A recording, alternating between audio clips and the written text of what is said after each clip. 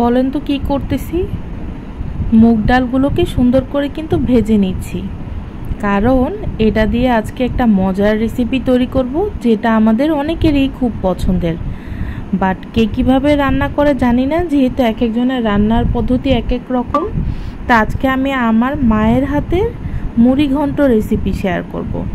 আর এই মুড়ি ঘন্টটা কিন্তু করা হবে অনেক বড় একটা মাছের মাথা দিয়ে, আর এটা খেতে ভীষণ রকমের মজা হয়েছিল। তো আশা করি ভিডিওটা সবাই দেখবেন, আর ভালো লাগলে অবশ্যই রেসিপিটা ট্রাই করবেন আর কমেন্ট করে জানাবেন। তো প্রথমেই মুগ ডালগুলোকে সিদ্ধ করে ভেজে তারপরে সুন্দর করে ধুয়ে সিদ্ধ করে নেওয়া হলো। আধা সিদ্ধ করার পর এরপরে এখানে দেখেন, এখানে মাছের মাথাগুলোকে কিন্তু আলাদা একটা মাজনি দিয়ে সুন্দর মতো পরিষ্কার করে নেওয়া হচ্ছে। এটা ছিল প্রায় 7 কেজি ওজনের সিলভার কাপ মাছের মাথা, 7 থেকে 8 কেজি ওজন হবে।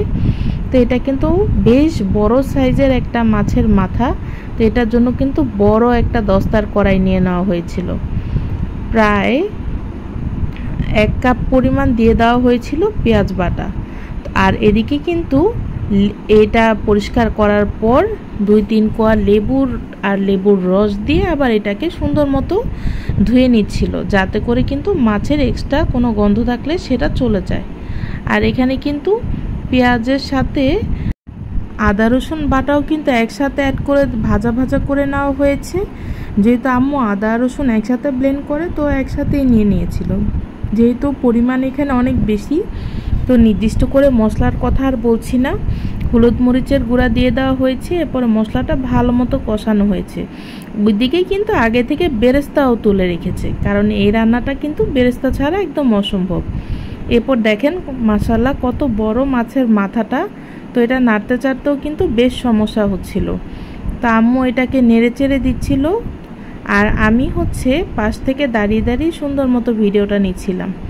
তো এটাকে এখন ভালো মতো কষাতে হবে। তো কষানোর জন্য কিন্তু এটা কিছুক্ষণ ঢেকে রাখতে হবে। তো কিছুক্ষণ রান্না হওয়ার পর এই যে দেখেন কিছুটা সিদ্ধ হয়ে আসছে। তো এই পর্যায়ে যেটা করতে হবে সেটা যখন মাছটা অর্ধেক সিদ্ধ হয়ে যাবে, তখন এখানে মুগ ডালগুলোকে অ্যাড করে দিতে হবে। তো প্রথম অবস্থায় দেওয়া যাবে না, কারণ মুগ ডালটা যেহেতু আগে থেকেই কিছুটা সিদ্ধ করা ছিল, আধা সিদ্ধ।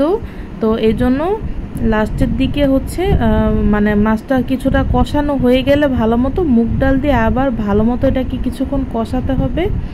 কষানোর পর এখন পরিমাণ মতো পানি দিয়ে দিতে হবে, যাতে করে মাছ আর ডালটা সুন্দর মতো সিদ্ধ হয়। এরপর যখন বলক চলে আসবে এই অবস্থায় ফালি করা কিছু কাঁচামরিচ দিয়ে দিতে হবে। দিয়ে দেওয়া ভাজা জিরার ফাঁকি। তো আপনারা আপনাদের স্বাদ মতো কিন্তু অ্যাড করবেন, আর ভাজা জিরার ফাঁকিটা এইটাতে একটু বেশি ব্যবহার করতে হবে। আর এখন দিয়ে দেওয়া হলো বেরেস্তা। বেরেস্তাটা কিন্তু অনেক ইম্পর্ট্যান্ট। এটা দিলে কিন্তু একদম মুড়ি ঘন্টের একটা পারফেক্ট টেস্ট আসবে। জানি না কে কীভাবে রান্না করেন, এভাবে যদি করে থাকেন তাহলে তো জানেনই এটা কতটা টেস্টি হয়। এই ছিল আমাদের মুড়ি ঘন্টের পারফেক্ট একটা লুক, আর খেতে তো ভীষণ মজা ছিল। আশা করি আজকের ভিডিওটা সবার ভালো লাগবে। থ্যাঙ্কস ফর ওয়াচিং অ্যান্ড আল্লাহ হাফেজ।